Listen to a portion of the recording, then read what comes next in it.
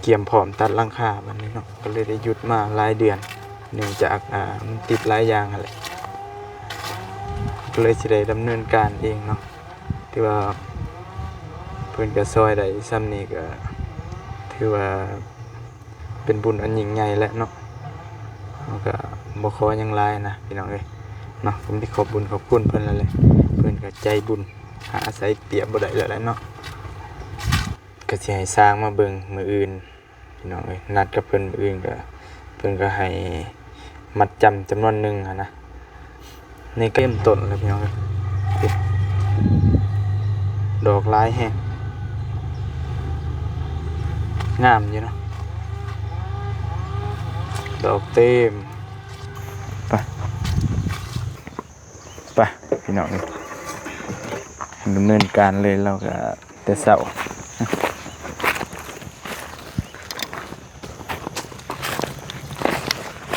ทางนี้มันจังสิถือกับของเรานี่แม่นเขาก็เอานำมาจับเล่นแบบของเรานี่เลยจัดการเลยเนาะเข้ามาหรือว่าเคลียร์พื้นที่พี่น้องเลยยันฝนตกเพราะว่าตอนเช้ามันอาจสิแดดอยู่จักมาแล้วก็หานลงเลยเคลียร์พื้นที่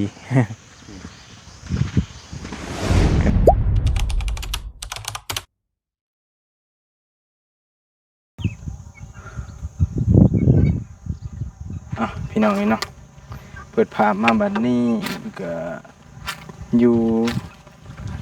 บ้านใหม่ของบ่าวเมฆเด้อพี่น้องเนาะ FC หลายคนเพิ่นก็ถามมาเนาะเดี๋ยวมื้อนี้สิพาพี่พาน้องมาเบิ่งเนาะว่าเป็นอะไรแล้วก็มาเบิ่งสวนนำเนาะตอนนี้ก็ออกดอกหลายขนาดพี่น้องเอ้ยพี่น้องเนาะกราบทักทายสบายดีเด้อพ่อแม่พี่น้องเบิดสุขุสุคนเนาะเพราะว่าสิอยู่ทางในและก็ต่างประเทศพี่น้องเนาะกันยินดีต้อนรับเข้าสู่ช่องบ่เตียงทองคือเก่าเนาะมื้อนี้ก็น้องเมฆดำเนินรายการคือเก่าเด้อพี่น้องเนาะก็คือรับหน้าที่แบ่งกันเฮ็ดกับอ้ายเพิ่นเนาะ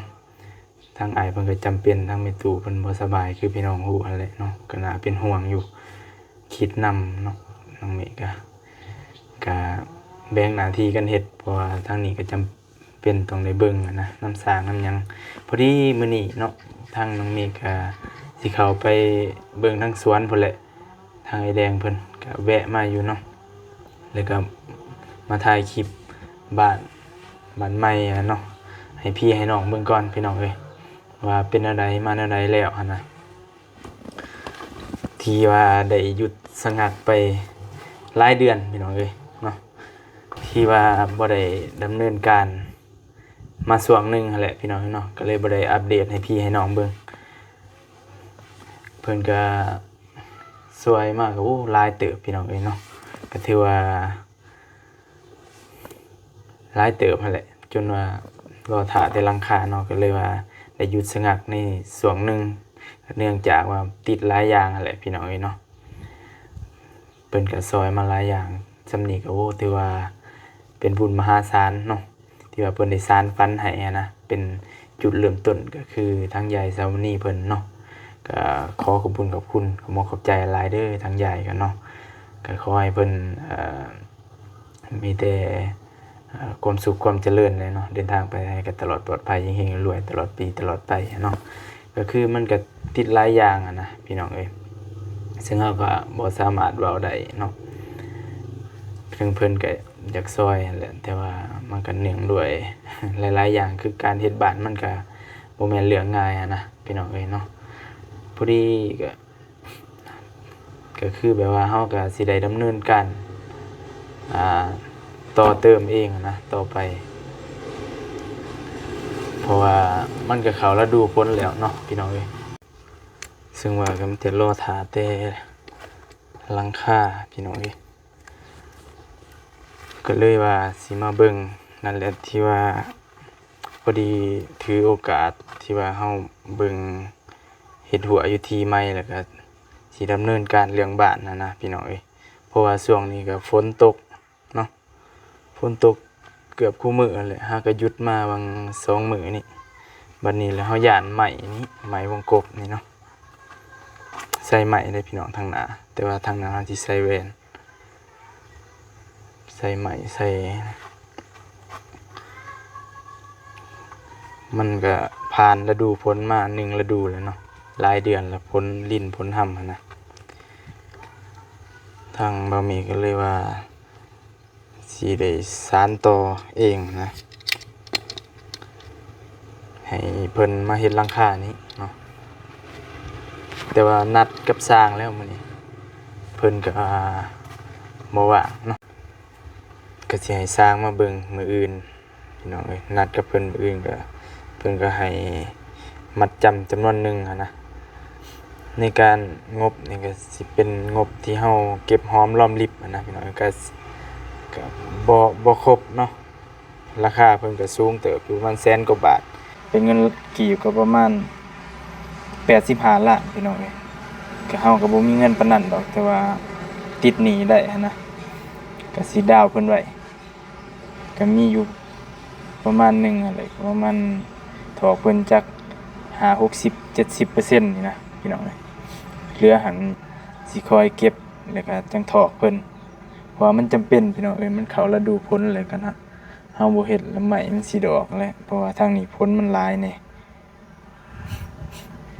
ก็สิค้างเพิ่นไว้เนาะก็เป็นเงินเก็บและหีบโฮมมาแหละเนาะทั้งไอ้เตียงเพิ่นก็ช่วยแน่เนาะจำนวนหนึงก็ซอยๆกันเนาะทางอ้ายเพิ่นก็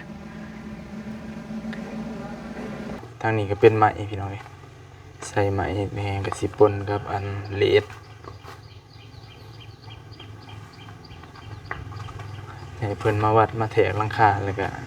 ที่จริงก็เพิ่นประเมินไว้แล้วนะพี่น้องเอ้ยแต่สิให้เพิ่นมาเบิ่งอีกแหละ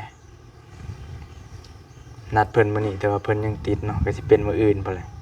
เดี๋ยวสิพาพี่พาน้องเลาะเบิ่งโดนเติบแล้วพี่น้องหลายเดือนเนาะหลายเดือนที่เฮาบ่ได้สานต่อ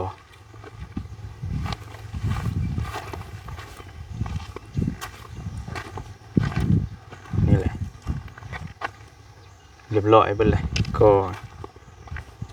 วันที่แรกที่แรกสิตัดหลังคาก่อนแต่ว่ามันต้องได้เทข้านเทิงนะพี่น้องเอ้ยมันต้องได้ใส่ไหมมหาศาลแต่ว่าเฮาบ่มีไหมมันก็เลยต้องก่อฟ้าขึ้นไปจนพุ่นแหละเกียมพร้อมตัดหลังคาบัดนี้เนาะก็เลยได้หยุดมาหลายเดือนเนื่องจากมันติดหลายอย่างนั่นแหละก็เลยสิได้ดำเนินการเองเนาะที่ว่าเพิ่นก็ซอยได้ซ้ำนี้ก็ถือว่าเป็นบุญอันยิ่งใหญ่แล้วเนาะมันก็บ่ขอหยังหลายนะพี่น้องเอ้ยเนาะผมสิขอบบุญขอบคุณเพิ่นแล้วแหละเพิ่นก็ใจบุญหาอาศัยเปรียบบ่ได้แล้วแหละเนาะมีแต่บื้ออื่นเด้อพี่น้องสิดำเนินการสร้างมาเฮ็ดเนาะ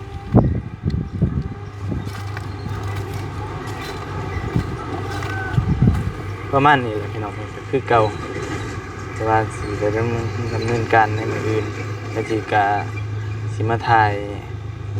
ให้พี่ให้น้องเบิ่งนั่นแหละเนาะตอนนี้ก็พอดีมาจอบสวนนำแน่เนาะออกดอกเต็มต้นเลยพี่น้องเอ้ยดอกหลายแฮงงามอยู่เนาะดอกเต็ม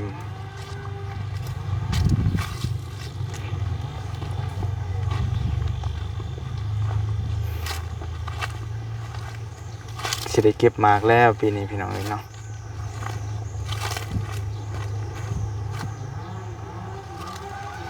เบื้องนี้มันเป็นพันธุ์ดีแน่นะเป็นพันธุ์ที่ว่างายาวงายาวแฮงออกดอกแล้วจักสิได้หลายปานใดแน่เนาะบ่หลายปานใดประมาณ1,000 กว่าต้น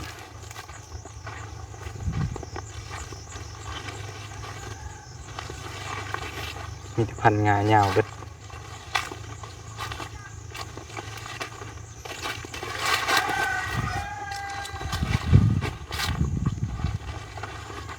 ปลูกทั้งเบิดพันปลายพี่น้องแต่ว่าเราได้เคลียร์พื้นที่เนาะเคลียร์พื้นที่สร้างบ้านใส่ก็เลยเรียบประมาณนี้แหละออกดอกไปเลยแต่ว่าพังนี่สิเป็นพันธุ์บ่ดีปานใดเลยว่าบ่ค่อยทนต่อโรคปานใดเนาะก็มีเหี่ยวมีตายนะปีนี้ก็สิได้เก็บน้ำแน่แล้วแหละหญ้าก็เริ่มขึ้นสิได้เสียหญ้าอีกแล้วพี่น้องเนาะ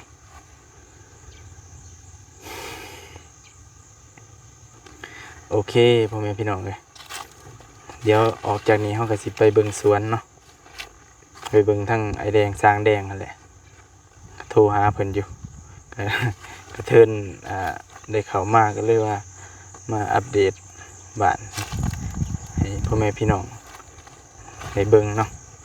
ก็สิได้ดำเนินการทั้งบ้านแน่แล้วก็ทั้งสวนแน่เนาะพอดีน้องเมฆบ่เมฆว่างแน่ก็สิถือโอกาสนี้อันจัดแจงได้เบิ่งน้ำสร้างน้ำหยังนั่นน่ะก็คือที่ได้เกริ่นกันไว้หั่นแหละสิได้ดำเนินการแล้วพี่น้องเนาะบ้านนี้เด็กมาถ่ารอหับเบิ่งหับชมกันเด้อเนาะโอเคพ่อแม่พี่น้องเนาะก็สิขอตัวพาพี่พาน้องเข้าไปเบิ่งอยู่สวนเนาะไปโอเคพ่อแม่พี่น้องเนาะเปิดภาพมาบัดนี้เฮาก็มาหอดสวนเป็นที่เรียบร้อยเนาะก็เป็นมื้อที่2แล้วเนาะพาพี่พาน้องมาติดตามทางสร้างแดงเพิ่นดำเนินการเนาะตอนนี้เพิ่นเฮ็ดแต่เช้าพุ่นได้พี่น้องเอ้ยตื่นมาแล้วเพิ่นเฮ็ดเลยเนาะตอนนี้เพิ่นก็ขนหลักไปใส่หลุมเรียบร้อยแต่ว่าบ่ทันถมฮอดปูนแหละเดี๋ยวติดตามเบิ่งเนาะหลังจากที่เฮาออกมาจากเบิ่งบ้านแหละเนาะเนาะก็สิมาเบิ่งสวนเนาะติดตามทางไอ้แดงเพิ่นก็ซื้อของมาฝากเพิ่นแน่เนาะมื้อนี้ก็เกี่ยมพร้อมพี่น้องเอ้ยแดดมันร้อนเนี่ยนะร้อนก็บ่ร้อนแฮงเนาะแต่ก็มีลมอยู่คาดว่าเป็นคล้ายๆว่าฝนมันสิตกหั่นนะนี่เป็นวันที่2แล้วเนาะอากาศเย็นช่วยมีแดดมีลมเดี๋ยวสิพาพี่น้องไปหาสร้างแดงเพิ่นซื้อน้ำซื้อหยังมาฝากเพิ่นพี่น้องพี่ไอ้แดงสบายดีเด้อโดสบายดี ครับได้แล้วโอ้กินเด้อจับดีเด้อส่วนกดมันหลุดเลยโอเค ฝ่ายดิกตา ไว้กิน แต่มันก็บ่มีตู้เย็นเนาะและอยู่นี่มันก็เย็นเลย ได้ซื้อน้ำก่อนมาให้แต่ว่าห่านทั้งมานี่น้ำก่อนเบิดเขามาบัดนายซื้อมาเองฮอดใส่ละไอ้แดง แล้วขุดไปหอดมันก็แบบว่ายังมันค่ารักของเขาอะนะอยากขู่ว่ามันถึกตัวได้แท้ลองไปเบิ่งโดยกินข้าวเช้าเลยตอนนั้นเนาะกินแล้ว2 คนไปเอารถเนาะแม่นไปพี่น้องดำเนินการเลยเราก็แต่เช้าไปเบิ่งน้ำกันเป็นจังได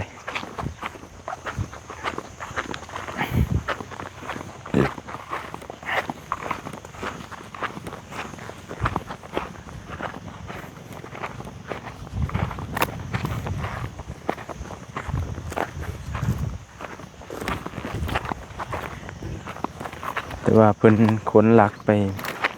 ปักใส่แล้วบ่ทันได้ถม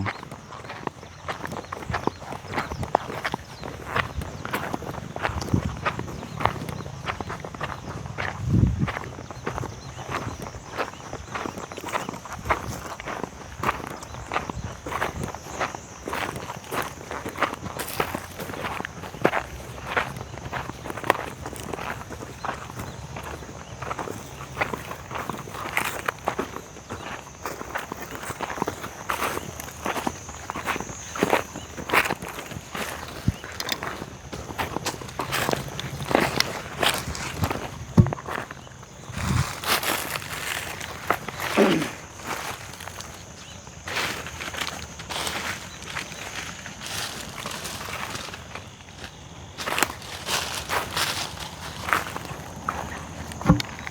ออื่นคือสิได้ตอกเนาะได้ตอกบ่ แม่นในตอกแล้วมืออื่น โดย เห็นว่าน้ำมากกันดิ่งไปเลย โอเค นี่ย่างไป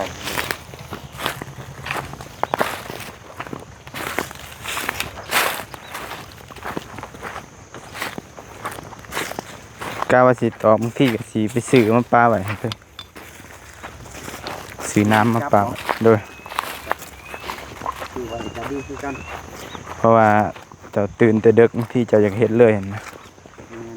ตัวรักนี่ไม่ความว่าจะได้อยู่ไปเลยไปหันมา บ่รักเขาใส่ท่อตินี่ แม่นบ่ โดย ท่อน้ำเนาะ ท่อน้ำ เออ ท่อน้ำสิดอกอันนี้ อันได้ว่าย่านว่าอันย่านว่าพิษนะ มันน่าจะ เว บ่ ลาเฮาเฮ็ดอันนี้ก็มีแต่ท่านว่าจังซี่มีแต่เฮาสิซับหลักเข้าไปในเห็นบ่หรือว่าจังไดถามเราเด้อ อืมโดย อันว่า แบบนี้นี่มีแต่เฮาพังกันว่าอันนี้ถ้าเฮาพังซับใส่แล้วเราก็เอาลวดเล็งเข้าทางนี้ โดยเฮา มัน ก็ จังสิถือกับของเรานี่นะ แม่นเฮาก็เอานำมาจับเล่นแบบของเรานี่เลย โดยแม่น สลับเท่านั้นก็เข้ามาหรือว่าจะเอาหลักแกนพังอยู่ในเลยบ่หรือว่าทำบ่พังเอาก็เอาตามหลักเล่าแล้วก็แล้วมันก็เป็นไร เพราะว่าเราก็เฮ็ดจุกเจือนี่ มันก็ดีแล้ว เราก็กันไปนี่จะมานี่วิลงมาตามแคมห้วยนี่จะเอาทำไรปลาหกลายพวกไอ้ก็ย่อมคือกันได้เป็นไรได้ปลาหก ปลาหกไปเลย ลงไปหันนะ กับบ่เป็นหยัง เอาจำได้อย่างนั้นเนี่ยมันกันเลย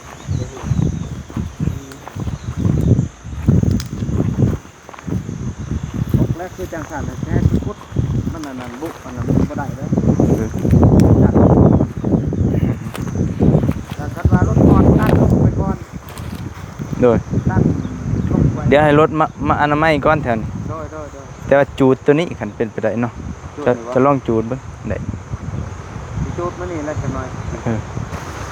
ไม่มี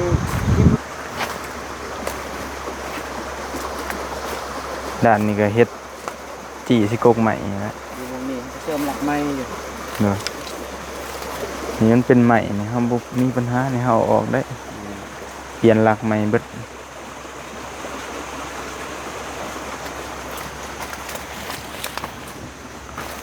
ตัวหน้ามักจับเรามิตรเพียงนั้น น้อยเดียวเนาะ มันบ่หอดสิ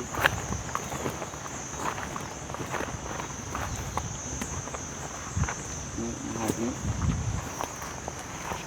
โอเค เดี๋ยวเฮาโทรหาเราก่อนโอเคพี่น้องเอ้ยพอดีเฮาโทรหาเจ้าของหัวเพิ่นแต่ว่าเพิ่นยังมีเวียกเนาะเดี๋ยวจังสิถามเพิ่นใหม่ตอนนี้มันสิจูดมันสิบ่ใหม่ใหม่จ้ะบ่นี่ ได้ บ่ล่นสิเนาะ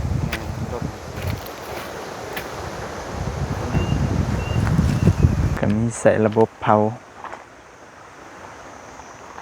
กับกอใหม่นี่เสียดนั่นแหละ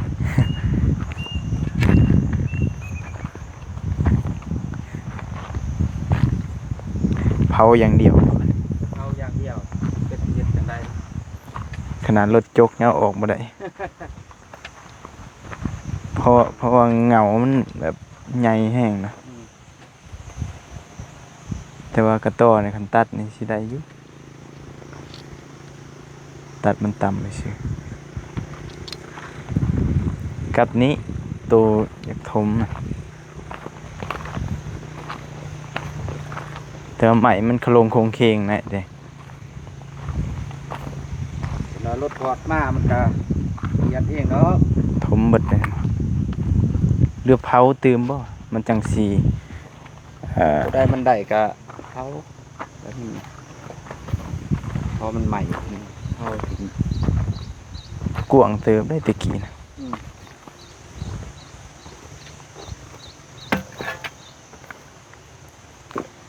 ใหม่ๆเอาเนี่ยทำเอง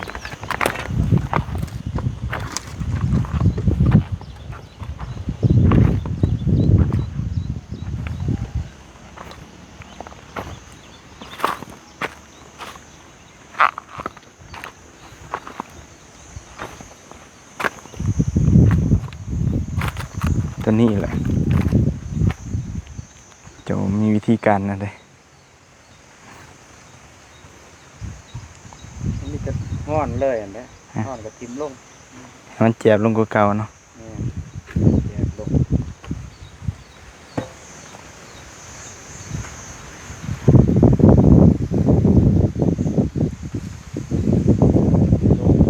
หนูมากเลยคุณหนูทม เด้อ มันจะคอยเที่ยงเอง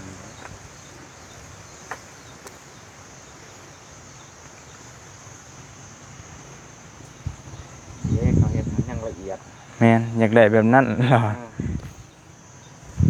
ละเอียด นี่พี่น้อง งาม เคลียร์ให้มันเกี่ยงๆนะมันเป็นเนินอยู่แต่ว่ามันเกี่ยงเสลียงมาเลย เป็นพื้นที่ที่มันบ่ลุกลังเบื้องนั้นเพิ่นก็สิปลูกกาแฟกันบ่กำลังเฮ็ดหัวคือกัน ถ้ามีรถไงนี่เอาไปค่ายก็ได้ไล่เติบนะ โอ้ ร่วงไปค่ายอยู่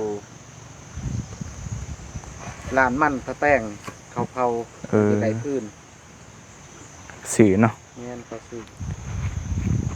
แต่นี่ก็มีอยู่คนถามแต่บ่มาเอาจักเทื่อ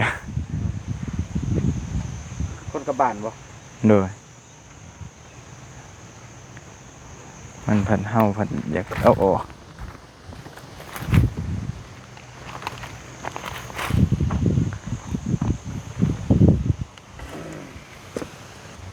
จัดการเลยเนาะทางพูน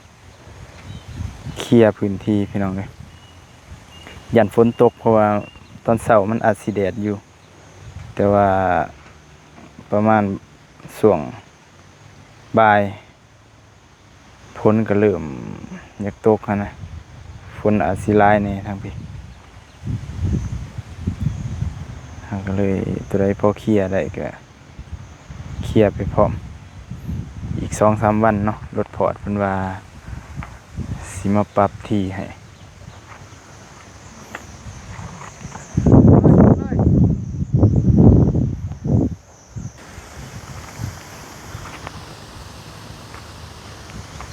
แต่ให้ไอ้แดงเพิ่นจัดการนี่ก็เป็นน้องอีกพี่น้องเอ้ยเป็นหลุมนะก็สิได้ถมเลยนี่เพราะว่าอยากได้พื้นที่ปลูกอะนะถ้าสิจงเลี้ยงปลาก็ บางทีก็บ่ได้เฝ้าได้หยังเพราะว่ามันก็อยู่เขตหลังบ้านเนาะคือหูว่าขโมยมันหลายนะพี่น้องก็เลยอยากได้พื้นที่เป็นพื้นที่ปลูกเลยก็ให้รถเพิ่นเคลียร์หนาดิน ลงมาเบิดเลยมาถมอันน้องนี่ถมสระนี่เนาะแต่ว่ายามนี้มันสิบกถ้าว่ายามฝนน้ำมันจะขึ้นก็สิได้พื้นที่เพิ่มเติมเนาะ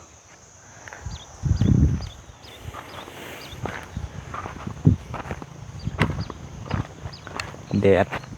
แต่ว่าก็บ่ร้อนปานใด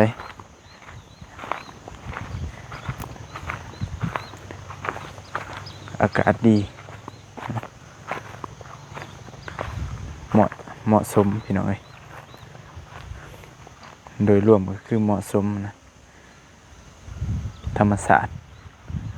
ภูผาป่าใหม่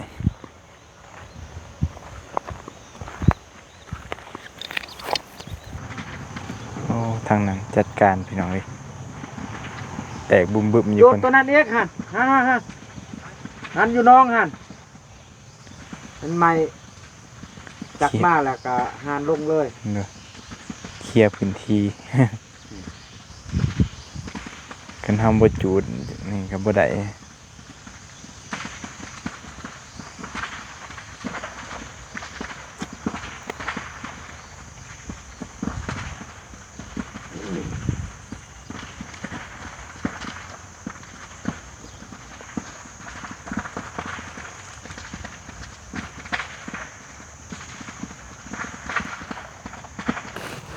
พี่น้องเอ้ยเนาะ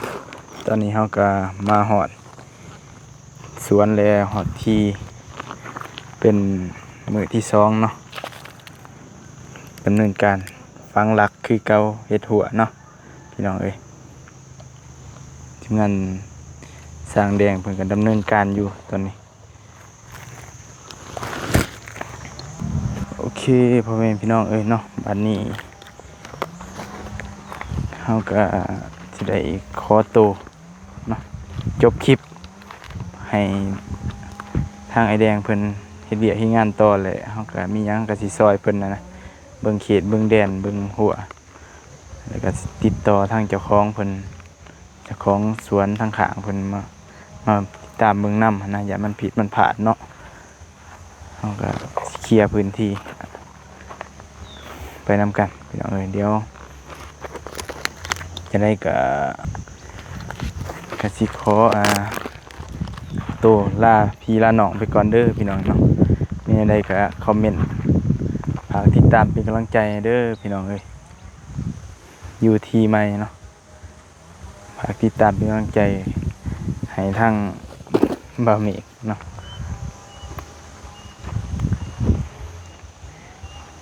ก็สิอยู่กับสร้างแดงนี่แหละเนาะประจำเพราะว่าสร้างเพิ่นนัดสร้างมาเบิ่งเฮือนเพิ่นก็ยังเพิ่นว่างเนาะเพิ่นนัดเป็นมื้ออื่นนะพี่น้องเอ้ยก็สิมื้ออื่นก็สิได้เข้าไปเคลียร์ทางสร้างเพิ่นใหม่เดี๋ยวมีอะไรก็สิอัปเดตให้พี่ให้น้องให้เบิ่งนะครับส้มเด้อพี่น้องเอ้ย อย่าพาเบื่อเด้อตอนนี้ก็เสียนแต่อยู่หัวอยู่สวนนั่นแหละพี่น้องเอ้ยเนาะก็มีแต่ขอขอบใจหลายเด้อพ่อแม่พี่น้องเนาะเบิดสุขทุกคนที่เข้ามาติดตามรับชมแล้วก็เป็นกำลังใจ